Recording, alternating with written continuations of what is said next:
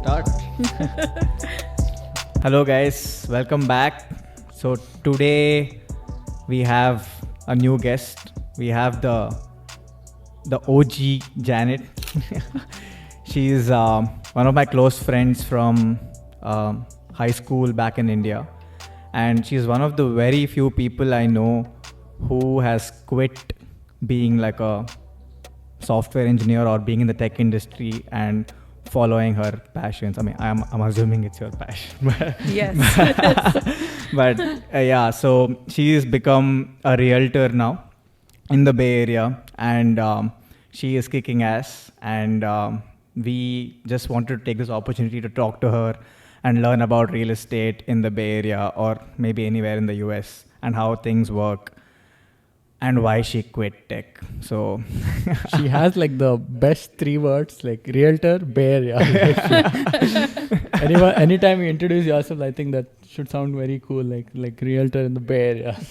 I'm not sure about that, but sure. I'm telling you, we introduce ourselves saying, hey, we're just engineers. Like, that sounds so boring. I mean, that's the problem with the Bay Area, I feel. Yes. Yeah. You know what? Like, because when I was traveling, with my company and all that previously, somewhere I went and I was actually sitting at a bar, and people were really interested in the work I do. I was like, oh, that is new. And they asked me, like, explain what you do. Like, I was a network engineer, and I was trying to explain how, like, a message I send from my phone goes to someone else's phone. Like, and I was trying to explain the entire thing. And they were so intrigued. I mean, I was using the beer cups and all that to explain. but when you ask someone in Bay Area and they're like, what do you do? And if I say network engineer, they're like, yeah, okay, fine, whatever. Yeah. That might also be because of the place that you live in. Yeah. Yeah. It's a Bay Area thing. It's a Bay Area thing. No, It's like, even within Bay Area, if you go to Pleasanton, San Ramon, I don't think there'll be that many people who are in the engineering side compared to South Bay. Like, is it because there's not many Indians in Pleasanton? Yeah, it's a more diverse crowd. Okay. Got it. Because I moved from South Bay to East Bay, right? So, Yeah, see the difference. It's like, if you're a software engineer, everyone's like, we do the same thing. Not a big deal. Like, fuck you. Exactly. We don't even explain what we do. It's like nobody even cares what you do. Like, exactly. Like, Yeah. it is what it is. But Janet, like, so you are in the tech. What were you in tech? Like, the role, and why did you leave it? So I did a few different hops. Okay. I graduated from UC Davis, and I did a computational statistics major then. And so I wanted something that was data focused, and I went into data engineering right after. And I realized I hate engineering. I suck in coding, to be honest, and I love speaking. So I had really good mentors at my workplace. Realized that consulting might be a great fit for me. So I went into consulting after. And I realized I really enjoy educating people as well. Okay. So Did you think about podcasts? I've thought about podcasts, but I'm lazy. So in a few different ways, I don't like to stretch myself too thin. So podcast wasn't for me, but I'm happy you guys are doing it. But apart from that, so I did consulting, and then I realized that I hate doing repetitive tasks. Still a little bit of an engineering mindset, I guess. I wanted to automate a few different things. Consulting wasn't that. So I kind of moved after that. I wanted to do something in between. So I went into business intelligence, and I realized then that I didn't want a manager because my manager sucked. So I wanted to be my own boss. So that was one of the reasons that I moved, but there's so many different reasons why I chose real estate after.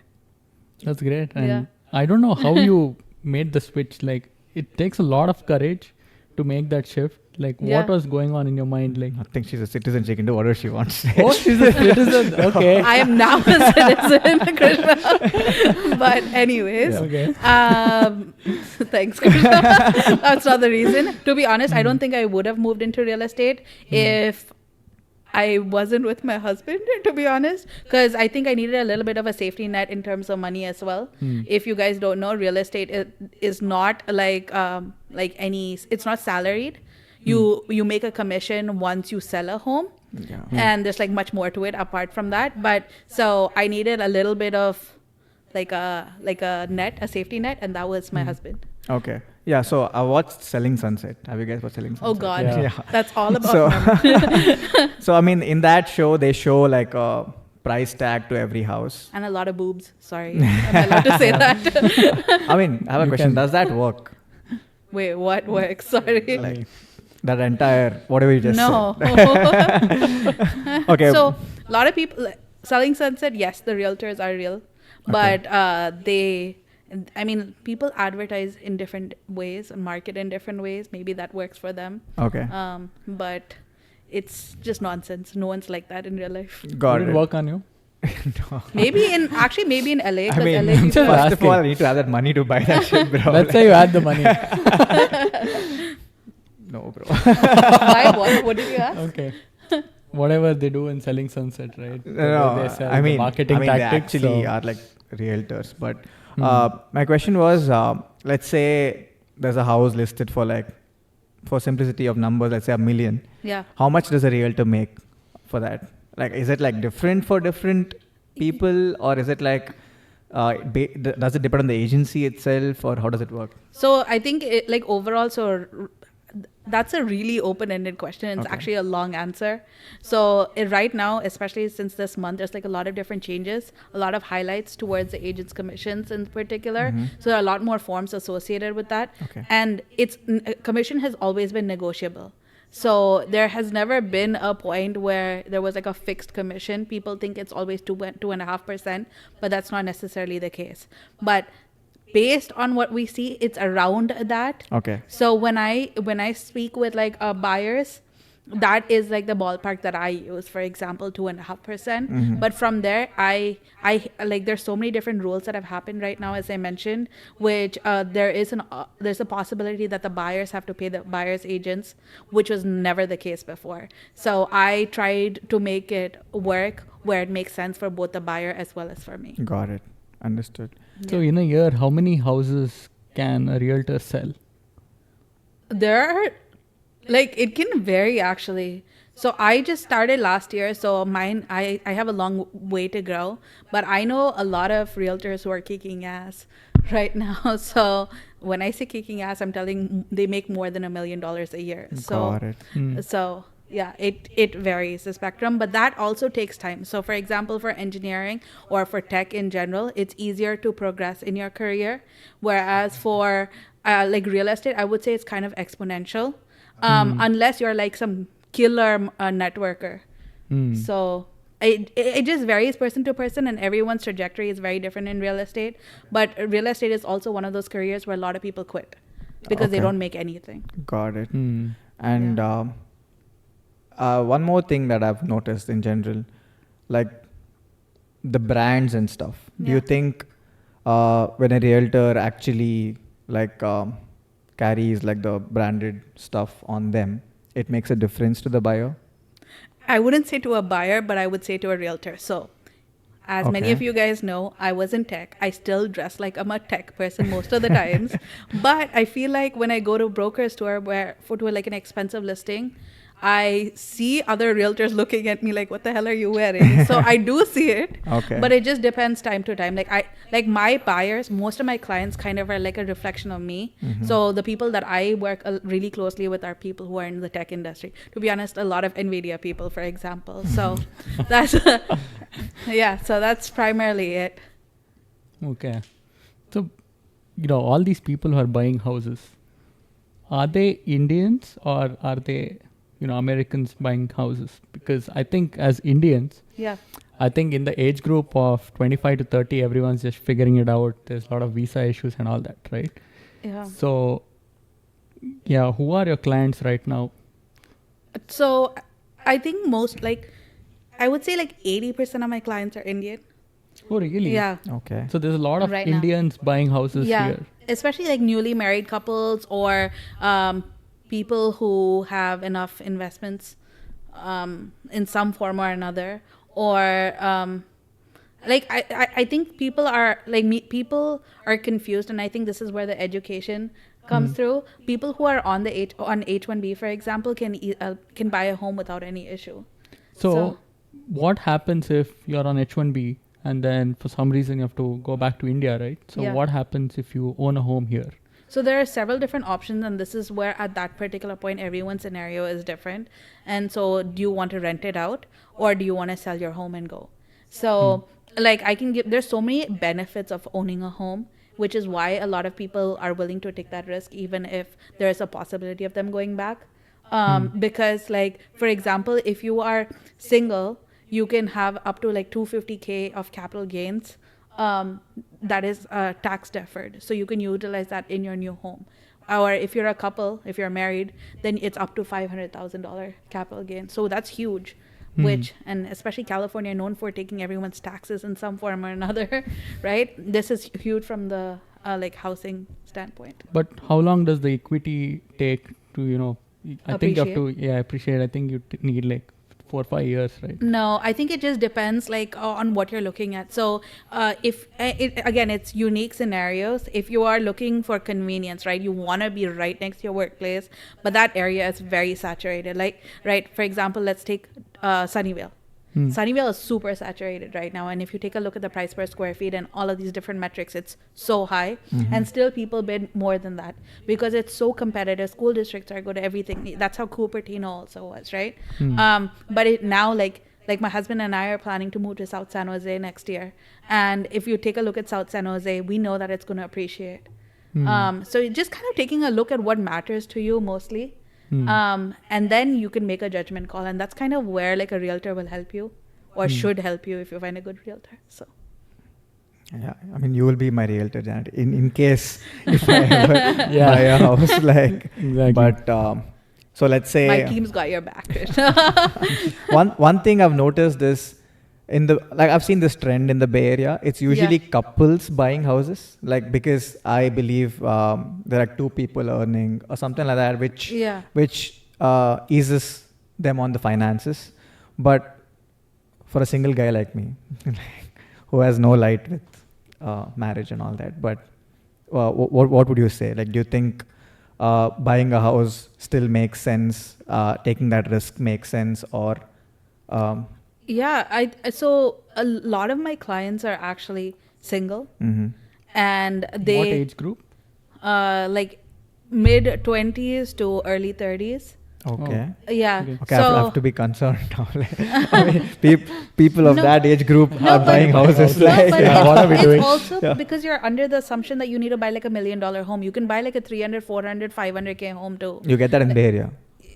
Further away, you just have to drive longer. Okay. But yeah, you do get really good homes in like a few different pockets, like depending on where you guys are. Like a lot of people who are in South Bay are looking in East Bay, closer to like good parts of Castro Valley or San Ramon, or even Pleasanton, Livermore maybe. And it just depends. Are you willing to drive and commute, or else if you're not willing to commute, then maybe you just save more and wait longer. So it's just up to you at the end of the day. Got it. But no matter what, you're always going to have sacrifices in something or another. Understood. I think it's like a huge risk to take, especially when you are in your 20s, or even if you're your early 30s, right? If you're single, you don't even know what your life going forward is. Like, will you be here? Will you be going back to India? What your job situation is, especially in this job market, right? So there's a lot of layoffs going on. That's true. So it's a big commitment to take for the next 20, 30 years. Yeah. Do you think the current job market, the way because the hiring is slow and a lot of layoffs happening, has that affected people buying houses? So people are definitely, like, again, as I mentioned, most of the people that I'm connected with are people from tech. Like a lot of my team, like actually 95% of my teammates are not connected with people in tech. Okay. So it just depends on who your customer bases, I guess, or clientele are. But for me, it's more with respect to like educating people in tech. The reason that all of this is happening, right? If you take a look at the past trends, whenever there's elections coming around, the interest rates always have to be lower. So the interest rates have dropped, as you can see right now. The interest rates are actually really good right now, and I think it's going to drop even further before elections come up. And so the reason I mention all of this is because they need to make sacrifices somewhere, and that's kind of where they hit the labor market. Got it. So what are the interest rates right now? So like right now, I think our generation kind of cares about ARM more than 30-year fix because we refinance all the time. Okay. So a 7/1 ARM, and ARM is an adjustable rate mortgage, by the way. Okay. So it just like within the 7 year, like 7/1 basically means 7 years fixed, and then every year after that it changes based on the like what the market looks like at that particular point. So the 7/1 ARM right now is 5.5%. Got it. 5.5. Okay. So it changes every year, you said.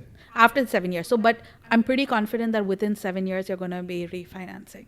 Got it. And it just depends on what your terms look like with the company that you decide to go with, like the mortgage bank, like the bank, or Okay. with the loan officer. Are all these clients trying to buy houses as an investment or to stay in it? So there it works both ways. There are a few people who are looking for investments. There are most of my like clientele are either first time or second time home buyers. With a few are exceptions, of course, but like mostly. Okay. So Got it. So if I'm planning to, let's say, buy a house in the Whoa. Bay Area. Whoa. Krishna will want to move in with you. Of course, I think he needs another room. yeah, of course, hypothetical. Unless, again, Nvidia stocks go up. But yeah, so basically, if I want to buy a house as an investment, okay, and I know the rates right now are 5.5 and all that. And usually the reasoning is, you basically buy a house and then the rent that you get is basically what goes towards the EMI, right? It depends on where you are. It can be a portion of it or it can be all of it. Yeah, but one thing I've read is there's a lot of closing costs and a lot of costs that we don't really think about before buying the house. We just think it's just the whatever price it's listed on. So it's not what you see on Zillow? No, it's not. There's a lot of other costs involved too. Zillow is actually incorrect. But anyways, that's a topic for a different time. Okay. Maybe. Yeah. So my question is, what are the common misconceptions that people have? Yeah. Yeah. So I think the misconception shouldn't actually be there ever. So whenever I work with anyone, I lay out like a few different scenarios. Of course, it's all estimates. Your loan officer will be the one who will give the accurate estimate, but this is more for just like an idea with respect to what you can afford. So we kind of walk backwards, which will give them the better idea, as well as it kind of tells how much the closing costs look like for let's say like $1 million home or like a $800K home or $2 million home, whatever it is, right? So yeah. What would be like the closing cost, like let's say a $1 million home, like? So it varies like county to county, but you can like for you it's about 1 to 2%. It'll be 1 to 2% extra that you pay, and it's a one-time cost. Yeah, it's a one-time cost, but to be honest, it depends on the price of the home. So like it's a huge scale. Like for example, for a $1 million home, it'll be about like $15,000. $15,000 of closing costs that I pay one time. Correct. And then is there any recurring cost that I have to pay every month or every year? It might just be like your HOA if you're part of like a community, like a townhome or a condo. Community, that would be your monthly cost. But apart from all of that, you will obviously want to save for your property taxes. So people typically do that monthly as well. They just save that on the side. Okay. Yeah. Do you know what an HOA is? Yeah. It's like some maintenance fee you have to pay your community. Yeah, like that's some association in the community that maintains stuff. Yeah, so right? HOA stands for Homeowners Association. So it's just like a community of a few people from the community itself and a few people outside of the community who put together some laws with respect to how they want to proceed for that particular community. So it can be like they don't want the exterior of your house to be painted red, for example. And they might take care of your roof. They take care of exterior most of the time, common area maintenance, and depending on like the price of the HOA, it can be clubhouse, gym, barbecue area. They control the color of your house, the exteriors, like they want it to be like the same some color. sort of order should be there, right? Yeah. A lot of people over here have different taste in color, to be honest. So you don't want one house to stand out. Yeah, you don't want that community to become like a rainbow, you know? Yeah. Like you just want to maintain it. I think my parents' community should have had that. Yeah. It's people have interesting taste in colors. Got That's why I think all the houses in SF have like a similar color. Okay. No, not what I'm thinking. Yeah. Painted ladies is probably the only Players It's were fine. different. Anyways, yeah. But sure, Janet. One thing apart from all this, I wanted to ask you is you moved to the US for your undergrad. Like you were in India. You were like any of us going to like whatever, all those roadside pani puri stuff. And I never did that. I always had a sensitive stomach. we used to chill in Banagata Road, like go to Taco Bell Yeah. on that Gopalan Mall. Yeah. So that was the vibe. But you moved to the US. You came for your undergrad. Correct. Like, did you have to go through any cultural changes when you moved here? So because I was here, so let's take it a step back, right? Okay. So I was born in India, but I came here when I was really young. So Okay. and I was here till 3rd grade. Wait, you so- were born in India. Yeah. And how are you a citizen?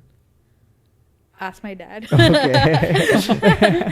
No, I am. It's because I got, what was it? I forgot what it's. So I got the green card through my dad, Okay. and then I actually almost missed the green card.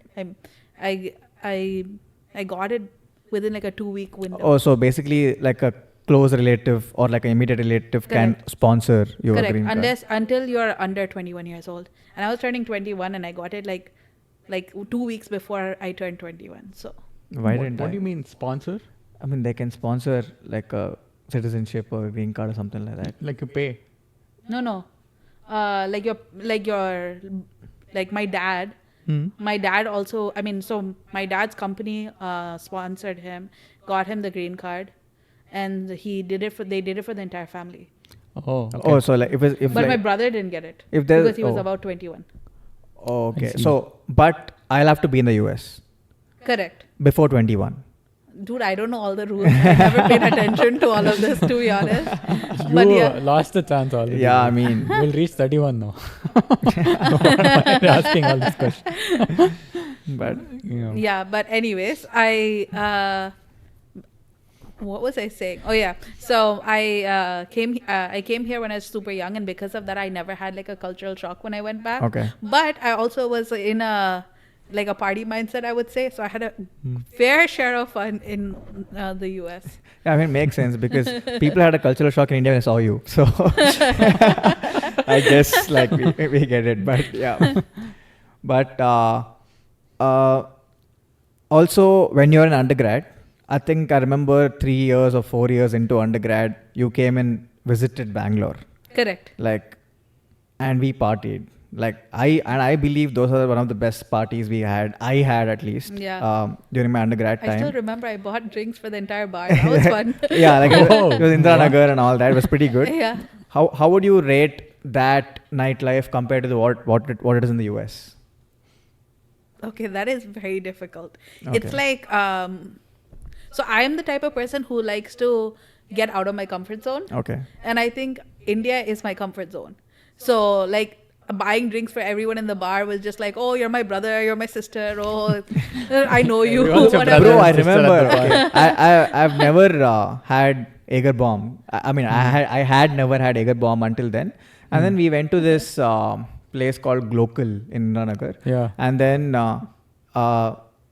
Janet's buying like 20 Jaeger bombs or whatever for the entire I was group. in a happy state by And then, okay? And then How there- big was there are the like group? a couple of dudes from nowhere, they come. They're like, what is that? Jan's like, Jaeger bomb. And then they're like, can we have 2 more? Jan's like, 2 more. Like, random guys. Jan was just buying drinks for everyone. And I'm like, yeah, I have to earn in dollars. Like, you know. What? Yeah. I didn't earn anything then, for sure. But after that, Janet, I carried that and I got these people Nice. Jaeger bombs I'm and all proud. that. So you are the root, Yeah, I don't root of drink the tree. enough anymore. But What? Really? You stopped? no, I drink time to time. To be honest, as a realtor, I feel like I have to drink much more now. You don't drink like that. Like in Bali. That's true. I don't. Once in a while. yeah, and actually that too. Like back in the day, when I saw you, you were this party animal. Like, you know. Not like, anymore. like- I'm married, you No. guys.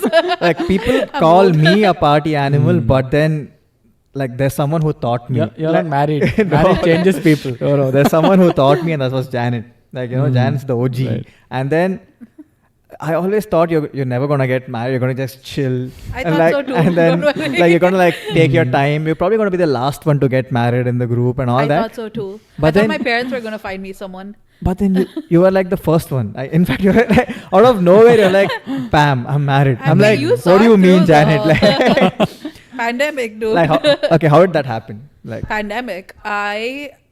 So my husband and I are very different. We swiped on each other, and pandemic helped. And actually, he got a dog. He wanted to get a cat. I'm scared of cats. okay. So he got a dog instead. Now that's kind of how our relationship kind of flourished. I would say it's all because of Stitch. Stitch was our first dog. We have another dog, Kulfi, now. Okay. But yeah, I feel like Stitch kind of brought us closer because Krishna, at that time I was living with you. Yeah. And Clarify that. We were housemates. we were housemates. Yes, we were housemates. Good friends. But anyways, so I was, what was I telling? Oh yeah. So Vasu's my husband, and he kept sending me pictures of Stitch.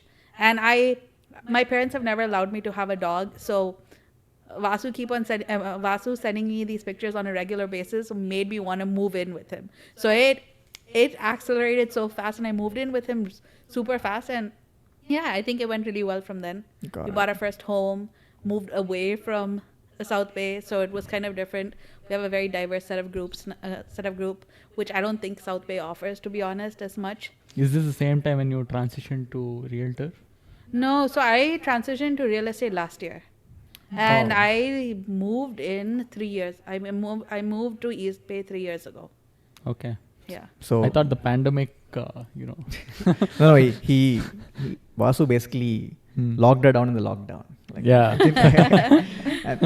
But okay, I had a question, but I forgot. But if you wanted to ask something, you can ask. But Oh, I forgot what I said. something was there. What I do mean, you so- think of Vasu, Krishna? Vasu Like is as a a great person, like, Vasu's a great guy. I mean, shouldn't I have asked him before the marriage? I don't think it would have made a difference to me, to be honest. yeah, but that's true that you and Vasu are opposite people. Like when I saw you were dating this guy, I was like, okay, I mean, let's see where this goes. But Yeah. then in a few months, you guys moved in together. And then couple of months later, you guys bought a house together. No. no. It was a couple of months. No, after moving in, I said. And then you guys, okay, sorry. I think first you guys moved in together, and then you guys got a dog together, and then you guys got a house together, and then you guys were married. So that was my in question. between So somewhere there, yeah, but- like the order in which you Yeah, guys did things, it is not normal. Like people usually, like, like they meet, they say hello, whatever, and Yeah.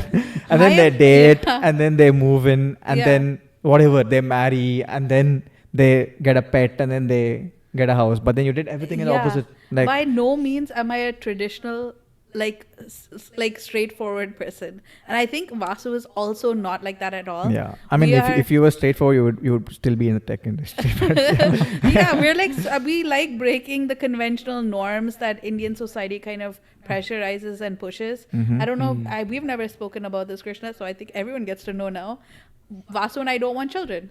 oh, So I think we want additional dogs instead. So we have 2 dogs, and we want like another 2 or 4 dogs. So Dink. Yeah. dink. Oh, Dink. dinked, Dink. maybe. Yeah. Yeah. But anyways, yeah. So I think, yeah, we just don't like anything traditional, I guess. We never wanted like a proper wedding.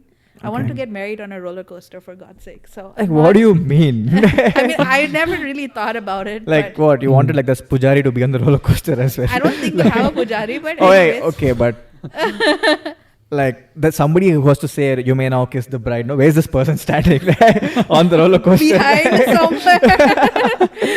But anyways, obviously that didn't happen. We got court married. It was really funny. It was just my parents, and we got court married in SF. Okay. And my dad and my brother almost missed us even getting court married because they were trying to find parking in SF.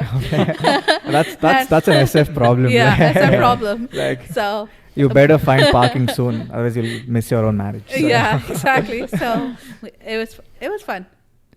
Got I think it. this podcast was longer than how long our wedding went for. So Whoa. not wedding, sorry. Oh yeah, the wedding is just correct. like 15 minutes or Yeah. something. Where is it? The Like, city hall? in Yeah, it's SF? really pretty. If you haven't seen it, it's damn beautiful.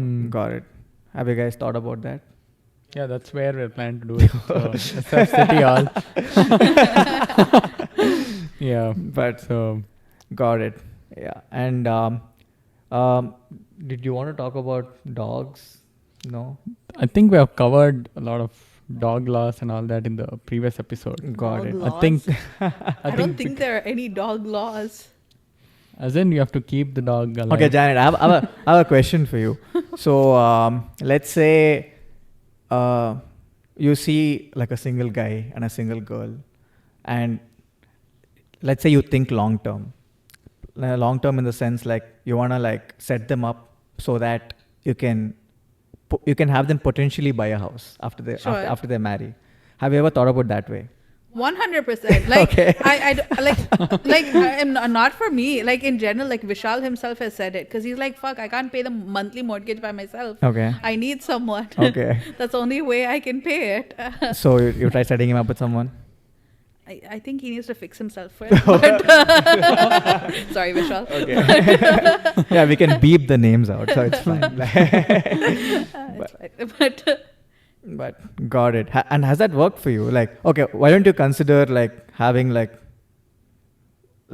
dating events, like speed dating events, or like having like a social event where people can meet, so that you can potentially have them yeah. as a partner. Like, not sorry, you can potentially make partners, and they can eventually be like your clients. Wow, Krishna. That's a long so shot, twisted. yeah. To be I honest, think- like one of the things that I've seen, like when I was in tech, people always just thought my role was kind of around that. In real estate, I feel like people have been coming to me for matchmaking, for real estate, for finding jobs, for like a bunch of different things. So I feel like I'm kind of like the connector. Okay. So I think I've been thinking about this for a while, and I really want to do some sort of like huge event with. I started loving poker. I think poker brings confidence in people, to be honest. But anyways, we can get into that later. But yeah, so I was thinking of having like a proper poker like a casino night event and I invite like everyone I know and not everyone, but like a lot of people that my friends know. Got I it. think you have a lot of network in tech anyway, right? I think you can leverage that. I think that's what separates you from all the other Yeah, so realtors. LinkedIn is like my medium. That's actually how I got my listing in Santa Clara. So I met this guy, and we connected over LinkedIn, and now I have an amazing off-market townhome listing in Santa Clara. That's nice. That's nice. Are you associated with an agent or like do you Yeah. work Okay. Sorry, not an agent, but I work with Keller Williams, Okay. which is one of the best. So I really wanted a brokerage where I can learn a lot, and Keller Williams is one of the best brokerages for I that. see. And in general, Okay. it is one of the best. But yeah. Got it. So another question was, let's say a lot of I've seen this trend with the hybrid work and with all that. So a lot of people are moving away from their offices. Correct. And I've heard a lot of people are relocating to other states Correct. because real estate is cheaper. Like buying a house is cheaper. I've heard in places like Texas, like 300-400K is going to get you like a mansion with a big backyard Not and like a anymore, swimming pool. but yeah. But I mean, I don't know what parts of Texas, but Yeah. it's just the talk I've heard. Yeah. And I do know a lot of people who just take remote work and move out to other Correct. states. And do you see that changing, or do you think return to office is gonna change things up, or like do you think people still would have an advantage just going away? I just think it depends on how senior you feel you are in that company. Okay. And if you are comfortable enough, like to know that nothing is going to happen to you, for example, or you know that even if people have to come into work, you can work remote. So I think there's like so many different parts to it. I see people doing it both ways. I know like a family who was moved back from Texas to the Bay Area because of their children's education. Got it. And even work, like finding more opportunities. I feel like if you move out of the Bay Area, again, this is a skewed perspective from a person who's not even in tech. So it can be different. But I just feel like if you go outside of the Bay Area, especially in your mid 20s and 30s, you are like you're hindering your personal growth. Sorry, not personal, your professional growth. Okay. So I just think like in your 20s and 30s, if you're trying to find like an easy way out to buying a house, maybe use it as an investment home rather than moving there, right? Because overall the what Bay Area offers, again, I've lived in Bay Area for more than half my life, so I might be skewed towards loving Bay Area more, but the opportunities that Bay Area has is so much that I don't think any city offers. I think that I actually agree with that, because I see a lot of people, Yeah. they make money here because obviously California pays the highest. They But- make money here But and it's then buy expensive houses. as well, right? Correct. It's expensive to live here, sure. Yeah. But people make money here but buy houses elsewhere as an investment. Okay. And then the equity that they make on that is what, helps with their net worth. Correct. And you can always find like a property manager to manage your investment property over there, so you don't have any headaches. Got it. But And I do have 2 opportunities in Allen, Texas, if anyone wants. Nice plug. They're the ones Yeah. who are moving back to the Bay Area, so houses in the market. What are your thoughts on renting versus buying? So I used to live in the same complex as this, so I know the rents in this area. Right. And like people, so I think in college we used to always like kind of stuff ourselves like animals and live, so that rent was cheaper, right? But right now I think we all are at the stage where we like our own space a little bit, Yeah. right? So rent gets super expensive, Right. and so if you have the down payment, I hate it when people say they want to time the market, because that's not going to happen. It just depends on if financially it makes sense for you and your family, then it is the right time to buy. But I think that's like the combination. So rent versus buy. If you're kind of like a hippie who likes to roam around and travel all the time, then maybe buying a home is not for you. Yeah. Are you looking at Krishna for that? No, I genuinely don't think he travels that much compared to a lot of people that I know. You travel a lot, but I don't think it's to the extreme way. It's the case that you have to rent for the rest of your life. But anyways, what I was trying to say is, again, it just comes down to your finances. So, but rent, if you're living in a nice apartment where you pay like 2,500 plus, then maybe you can just buy a condo if you have a down payment, because you're going to get equity on it later. Is You're also that building equity. true though? Like getting equity on a house, I mean, it's not guaranteed, right? Nothing is guaranteed. Like, it's a risk. But like, do you want to diversify your portfolio, or do you want to put everything in your particular case? It might be stocks, right? So that's the only thing. Do you that's like the only thing. Do you want to put all your eggs in one basket, or do you want to kind of spread it out? Okay. So that's why people put it in real estate. But if you actually take a look at the trends of real estate as well, you see that real estate always appreciates. There might be like a small dips, but overall it always appreciates. So what kind of research should someone do when buying a house, as for an investment? Yeah. So there's like a lot of calculations that goes through it. The only thing is in Bay Area, like people are unrealistic at times if they're new to it, or new to investing. So they want something that's like, they don't want to down pay like a lot, but at the same time they want it to be cash flow positive. Cash flow positive basically means that like your monthly payment as well as what the rent you get kind of evens out, or you get or the rent that you get is much more. So that does not make sense in the Bay Area, because what people look for, like smart investors look for in the Bay Area, is for appreciation. So they focus on equity, and they're okay with paying additional monthly payments on top of the rent. So that's what smart investors do. But people who are new, that's kind of where the education piece of it comes through. Okay. As well. So how do I choose a neighborhood to make sure that my house appreciates, essentially? Again, nothing is guaranteed, but like just based on research, if you take a look, let's take a step back. So Bay Area a little pretty well, right? So if you take a look at even like moving from South to East Bay, right? Why are people moving to East Bay now? because it's slightly cheaper, but that has also increased. Like there are so many areas that are so expensive right now in East Bay that it's like if you looked 5 years ago, it was much easier to buy and afford, right? Yeah. So again, the price of the dollar has also increased, right? Almost. But overall, if you take a look at that, so if you're the reason that I mentioned this, right? If you're taking a look at each of these several different places, people are moving outwards because the place like towards the center, like Sunnyvale, Cupertino, Santa Clara, all of these areas are so saturated that only the wealthy can afford it. Yeah. Or if you're buying a smaller home or like a crappy home and then renovating it. So or if they're lucky and they have like a ton of Bitcoin just from somewhere sitting around. Yeah. So I think it just depends on a few different scenarios like that.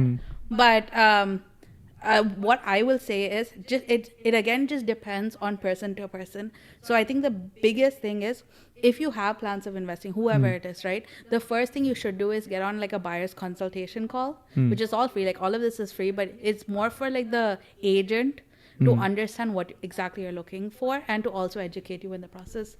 So we're all on the same page moving forward. I see. Okay. And the criteria can change time to time. It's always changes, to be honest. But I think you'll get 2 calls, Janet, after this. Both of us will call. Yeah, definitely be calling you. Yeah. One of the things I've seen is, especially if you're a family, right? Yeah. The place that you buy a house in, they look for good school districts. yeah. And if the school, there's a rating system as well here, right? So if the school is like a 9 or a 10, then it's and there's your no house will shootings definitely there. appreciate in value because everyone's gonna come there and all that. Okay. So there's several things Yeah. like that But which I've heard. in that, also, if you take a look at Fremont, right? There's so many districts in Fremont. Fremont is the reason I mentioned Fremont is that's kind of where all the Indian families are. Yeah. And Indian families go wherever there's good schools, right? Yeah. So, so the reason I bring this up is because Mission, San Jose, and Irvington are 2 districts in Fremont, and they all have like 9 and 10 ratings. But if you take a look at like other districts, right, the ratings like Centerville and stuff, the ratings were not so high, but because of the population in these 2 school districts, automatically the ratings for these places increased. So they actually made changes to the schools because of the amount of population that was coming through. So that is something that you can kind of foresee. And again, it all ties in to which places do you think are appreciating. So personally, I recommend a lot of my clients to South San Jose because first of all, it is it's slightly more like better priced compared to other areas, and it's also in a good location where you can commute anywhere. Got it. Yeah, I think that was a lot of information. Like, Yeah, I definitely. It's It's a lot of things that you have to digest here. yeah. And one of the other things that I've seen is especially when you take out a huge loan like that for the 20 or 30 years that you're logged in, people do refinancing. Correct. So if today the rates are, let's say, 5.5, right? Yeah. And maybe next year after the elections, it's like 3%. So you That's can not gonna refinance. happen. Yeah. Yeah. So you can always refinance is what I've heard. But is there like a lock-in or do you have to, you can refinance whenever you want? Yeah, so again, this is where you should speak to a loan officer. And so, but like typically what people do is they wait for like 6 months or so after they buy a home. Okay. And then anytime after the 6 months window, you can like refinance again. But again, it just depends like what your initial contract with the loan officer looked like. So Okay. that is kind of where I can connect anyone with a loan officer. Okay. Again, all of this is free of charge, and I highly recommend anyone to do it because it's like it's just for you and your family to understand what your finances look like, what can you afford today, so that you can plan for 6 months down the road or like 2 or like 1 year or whenever. Okay. Got it. What's the smallest amount of investment we can make right now to buy something in the Bay Area? I mean, it just depends on what. I know you have like a lot of land in India. What do you mean? So Sounds like it's the mafia or something. no, It's all underground, Janet. I don't know. But yeah, I mean, if you want to buy land, obviously it's going to be cheaper. Yeah. Like, Okay.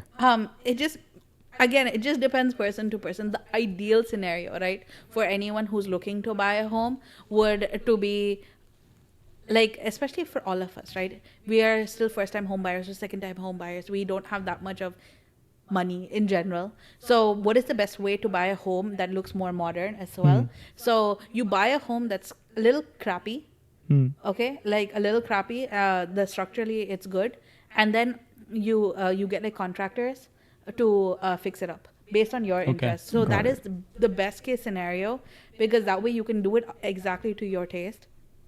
That's what one of my clients are doing right now. But there are challenges with that. Like it's a lot of money for a few months when the renovation work is happening. Got it.